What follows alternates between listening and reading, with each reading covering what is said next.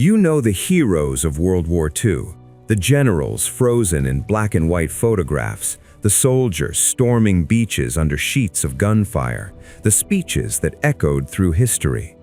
But what if I told you that some of the most decisive victories of the war were won without a single shot fired, by people who were never meant to be noticed at all?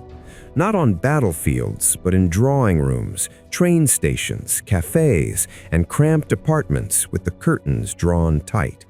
What if I told you the war was shaped just as much by whispers as by weapons, and that many of those whispers belonged to women the world barely remembers? Have you ever felt underestimated, invisible even, dismissed because you didn't fit the image of power or authority? During the darkest days of World War II, that very dismissal became one of the Allies' most lethal advantages. While enemy commanders scanned the horizon for soldiers and spies who looked the part, an entire network of women moved freely beneath their gaze. They were secretaries and socialites, couriers and clerks, mothers and daughters. They poured tea, typed reports, flirted when necessary, smiled when expected, and all the while they gathered intelligence that would tilt the balance of the war. Espionage has long been painted as a man's game. The mythology is familiar: trench coats, coded briefcases, lone wolves slipping through alleyways. But this myth collapses the moment you step into the shadows of occupied Europe. There, you find women who memorized rail schedules while pretending to shop for bread, who counted tanks while cycling to visit relatives, who carried messages stitched into hems and hidden in lipstick tubes. Women who understood that survival depended on being seen as harmless, forgettable, ordinary, and they weaponized that perception with devastating effect. Their stories were buried for decades, classified, dismissed, or quietly erased when the war ended and the world rushed to restore old norms. Many returned home to silence, forbidden to speak of what they'd done, or worse, told it never mattered. But it did matter. It mattered immensely. Their intelligence shaped resistance movements, informed Allied bombing campaigns, and played a critical role in preparations for D-Day. Without them, history would look very different. Take, for example, the occupied streets of Paris, where fear hung thick in the air, and the wrong glance could mean arrest. Here, women became the backbone of the French resistance. Men of fighting age were watched, questioned, hunted. Women, especially young women, were overlooked. So they carried messages through checkpoints, tucked beneath loaves of bread or sewn into coats. They memorized entire documents so nothing incriminating could be found on them. If caught, they knew torture awaited. Still, they went. One of those women was Andrée Borel, raised in a working-class neighborhood in Paris. When the Nazis invaded, she didn't flee. She stayed and fought back in the only way she could. She became a courier, then a saboteur, and eventually one of the first women sent by Britain's Special Operations Executive into occupied France. She helped organize resistance cells, coordinated supply drops, and trained others in sabotage. Her capture by the Gestapo was brutal. She was executed at Natzweiler concentration camp, murdered with an injection to the heart. For years, her name barely appeared in history books.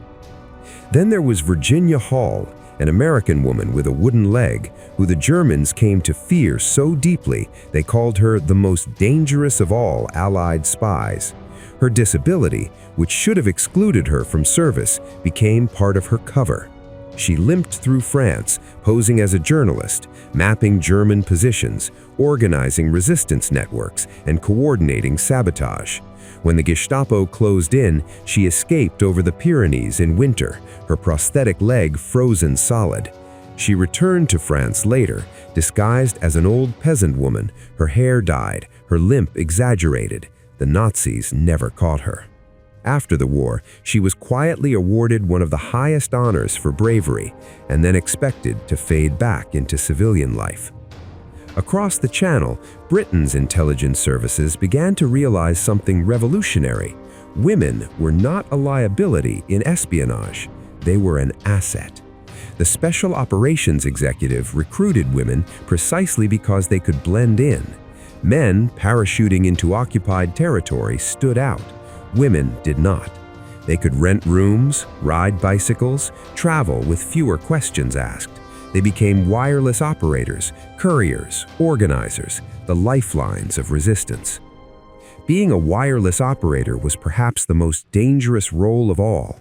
These women transmitted coded messages back to London from hidden radios, knowing that German direction-finding vans could locate a signal within minutes. Every transmission was a countdown to death, yet they kept sending. Noor Inayat Khan, a gentle, soft-spoken woman of Indian descent, became one of the SOE's most courageous operators. She refused to abandon her post even after others were arrested. For months, she was the only link between London and Paris. Eventually betrayed, she was tortured, never revealing a single code. Her final word before execution at Dachau was "Liberté." In Eastern Europe, spy women faced a different kind of war, one defined by shifting alliances, brutal reprisals, and near-constant betrayal. In Poland, where occupation was particularly savage, women formed underground networks that fed intelligence to the Allies about troop movements, factory production, and even the early existence of extermination camps. These women were teachers, nurses, students. They risked not just their own lives, but the lives of their families. Entire households could be wiped out for the actions of one woman. In the Soviet Union, women were embedded deep within intelligence operations. Unlike in the West, the USSR openly deployed women as spies, snipers, and saboteurs. Soviet women infiltrated Nazi-occupied territories, posing as refugees or forced laborers, reporting back on German supply lines and morale. Some were trained to live for years under assumed identities, knowing they could never go home. Their sacrifices were immense, their recognition minimal. Even in places far from the front lines, women shaped the intelligence war. In neutral countries like Switzerland, Spain, and Portugal, female agents moved through diplomatic circles, extracting secrets over dinner parties and social gatherings. They listened more than they spoke. They remembered everything. Information passed through them like blood through veins, unseen but essential. What united these women was not a thirst for glory. It was necessity. They understood what occupation meant. They saw neighbors disappear. They watched their cities hollow out under fear. For many, espionage was not an adventure. It was resistance, survival, defiance. They knew the cost. They paid it anyway. And yet, when the war ended, their stories were sealed away. Files classified, medals awarded in private, if at all. Many were told never to speak of their service. Some returned to families who never knew the truth. Others had no families left to return to. The world moved on, eager to rebuild, eager to forget the uncomfortable truth that victory depended on people who did not fit the heroic mold. But these women mattered. They mattered when a single message delayed a train carrying reinforcements. They mattered when a whispered warning saved an entire resistance cell. They mattered when intelligence gathered in a cafe informed Allied planners thousands of miles away. They mattered when courage looked like calm hands and an unremarkable face. As the war continued, their influence only grew. By 1944, Allied commanders were relying heavily on intelligence gathered by resistance networks run largely by women. Information about German defenses along the French coast, crucial for the success of D-Day, came from these clandestine operations. Women mapped beaches, counted obstacles, timed patrols, and passed that data through perilous channels to London. Every step was a gamble. Every knock on the door could be the Gestapo. Every betrayal could mean execution. And still, they continued. Not because they believed they were heroes, but because someone had to do it.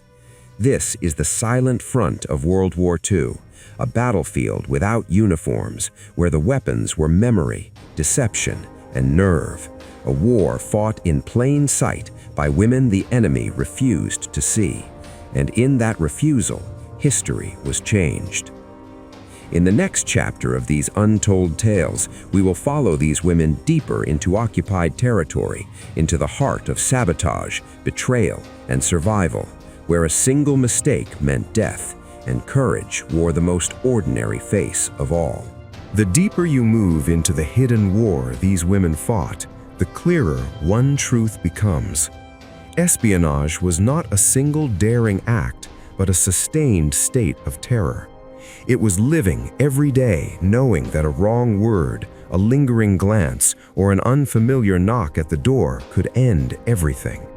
For the women operating behind enemy lines, courage was not a moment, it was a routine.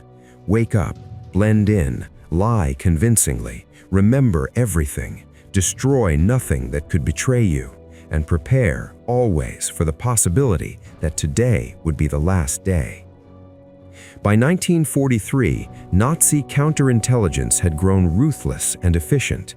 Resistance networks were being rolled up at alarming rates. Radios were tracked, couriers were followed. Betrayal crept in everywhere, sometimes coerced through torture, sometimes bought with promises of safety. For women spies, the danger intensified. Capture often meant sexual violence before interrogation, an unspoken weapon of war rarely acknowledged in official records. They knew this. It did not stop them. In France, women moved from intelligence gathering to active sabotage. They derailed trains by loosening bolts under cover of darkness, damaged communications lines, poisoned fuel supplies, and guided Allied pilots to safe landing zones. Many of these operations were coordinated by women who never fired a gun, but orchestrated destruction with surgical precision. Their understanding of routine, when guards smoked, when trains slowed, when streets emptied, turned everyday rhythms into vulnerabilities. One such woman was Nancy Wake, a New Zealand-born operative who became one of the most formidable leaders in the French resistance. Charismatic, fearless, and relentless, she organized Maquis fighters, coordinated weapons drops, and personally led attacks on German installations. The Gestapo dubbed her the White Mouse because she slipped through their fingers time and again. A bounty was placed on her head. She kept fighting anyway, even after learning her husband had been executed for refusing to betray her whereabouts. Wireless operators continued to face near certain death. Their average life expectancy in the field was measured in weeks. Still, women volunteered. They carried radios weighing nearly 30 pounds, assembled antennas in attics and barns, and transmitted messages in short bursts, hearts pounding as they waited for direction-finding vans to pass. Many were captured mid-transmission. Few survived imprisonment. When women were taken, the brutality was systematic. Interrogations were designed to break not just bodies but identities. Names stripped away, isolation enforced, hunger used as leverage. Yet time and again, these women resisted. They gave false information, they delayed, they stayed silent.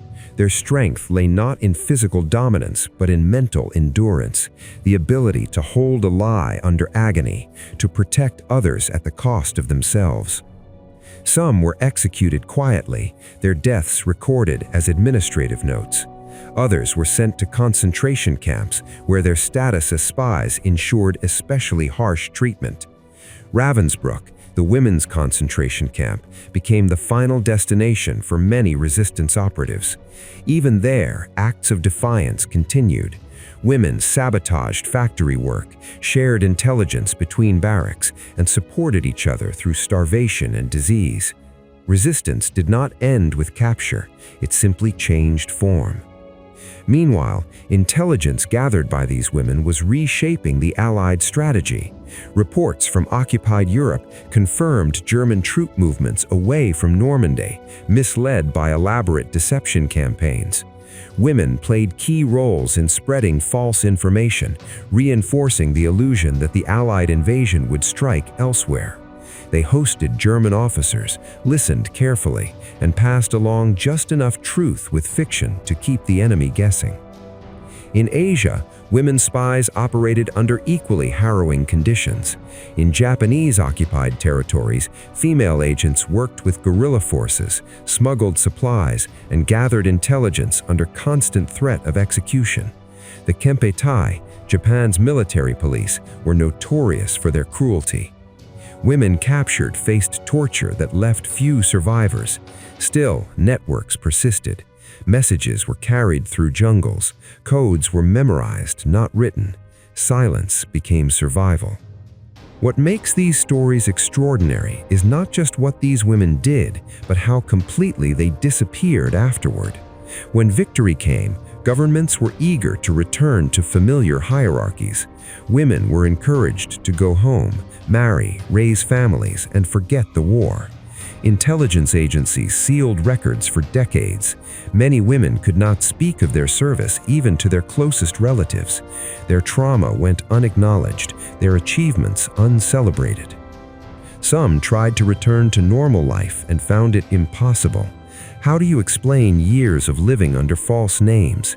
How do you describe watching friends executed, knowing your silence condemned them? Many carried guilt as heavy as their courage. Others found strength in anonymity, believing the work mattered more than recognition. A few spoke out later in life, when secrecy finally lifted and history began, slowly, to listen. Only in recent decades have historians begun to piece together the scale of women's contributions to wartime intelligence. Declassified files revealed what survivors always knew. Without these women, resistance movements would have collapsed. D-Day intelligence would have been incomplete. Sabotage campaigns would have failed. The war would have lasted longer. The death toll would have been higher. These women did not just support the war effort, they shaped its outcome. They changed how intelligence agencies viewed gender. They proved that power does not always announce itself. Sometimes it whispers, sometimes it smiles, sometimes it wears ordinary clothes and walks unchallenged through enemy lines. Their legacy lives on in modern intelligence work, where women now serve at every level, though still fighting for recognition. It lives on in the understanding that underestimation can be a weapon, that invisibility, when chosen, can become strength, that courage does not require permission. When we talk about World War II, we often focus on decisive battles and iconic leaders. But history is not only made in moments of spectacle. It is made in kitchens where messages are memorized, on bicycles carrying secrets, in attics where radios hum briefly before going silent forever. It is made by women who knew they might never be remembered and acted anyway. These are the untold tales, not because they lacked drama or heroism, but because the world was not ready to see them. Women spies who shaped the fate of nations, who altered the course of history without parades or statues. Their war was fought in shadows, but its impact was undeniable. And now, finally, their voices emerge, not as footnotes, but as architects of victory. Even now, decades after the guns fell silent, the echoes of these women's lives still ripple through history, though most of us were never taught to listen for them. Because the final injustice they faced did not come from the enemy. It came afterward, in peace, in the forgetting. When the war ended, celebrations flooded the streets, flags waved, medals gleamed, parades honored the visible heroes. But for many women who had lived double lives in the shadows, there was no applause waiting at home. There was only silence.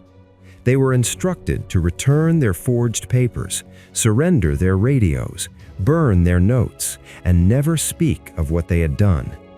The same secrecy that had protected them during the war now erased them from its memory.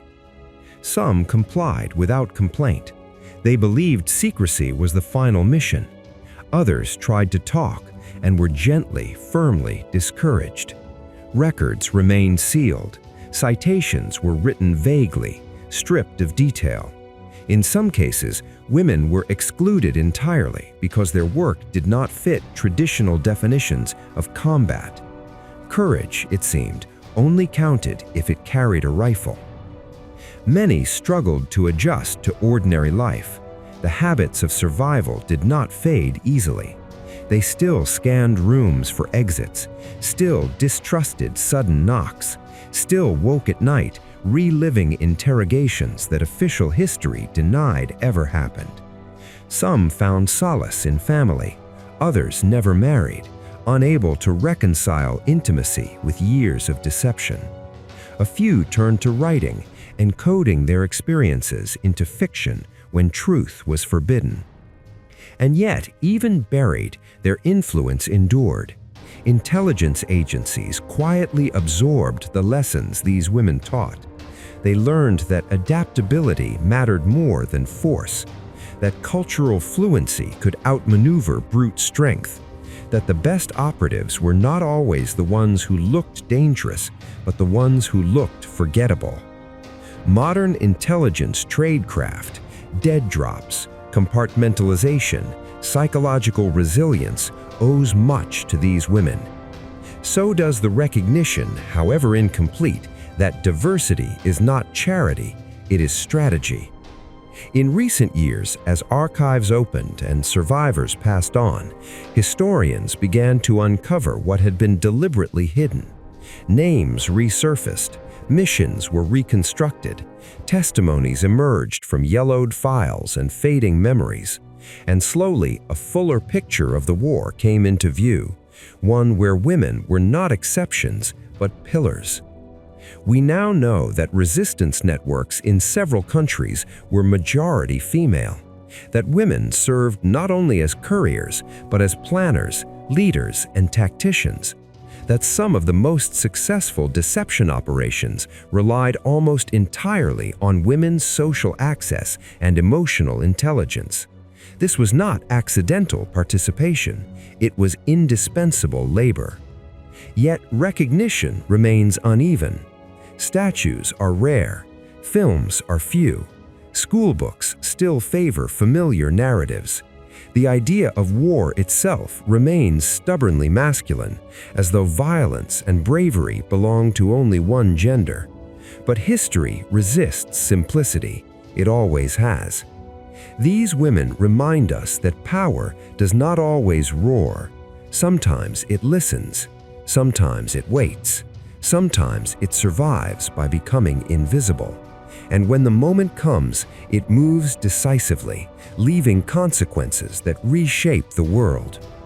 Their stories also force us to confront uncomfortable truths, that progress often depends on those society underestimates, that freedom is frequently secured by people denied it, that heroism does not guarantee honor, and that forgetting is not accidental, it is a choice.